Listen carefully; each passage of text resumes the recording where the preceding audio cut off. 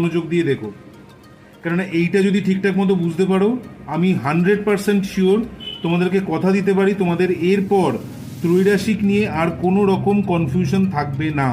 তোমরা যে কোনো রকমের ত্রৈরাশিকের অঙ্ক একদম সহজে 1 মিনিটের মধ্যে, যেটা আমি থাম্বনেলে লিখে দিয়েছি, 1 মিনিটের মধ্যে তোমরা সলভ করতে পারবে।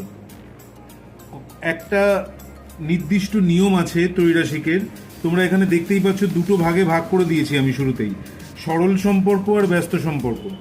সরল সম্পর্ক আর ব্যস্ত সম্পর্ক, এই দুটো সম্পর্ক আগে ভালো করে বুঝতে হবে যে কাদের মধ্যে সম্পর্ক। সরলটা কাকে বলছি, কেন বলছি, ব্যস্তটাই বা কেন বলছি। ব্যস্তর আরেকটা অর্থ হচ্ছে কি বিপরীত, তোমরা দেখতেই পাচ্ছ। সরল সম্পর্কটা কি, ব্যস্ত সম্পর্কটা কি, ব্যস্ত সম্পর্কটাই বা কি।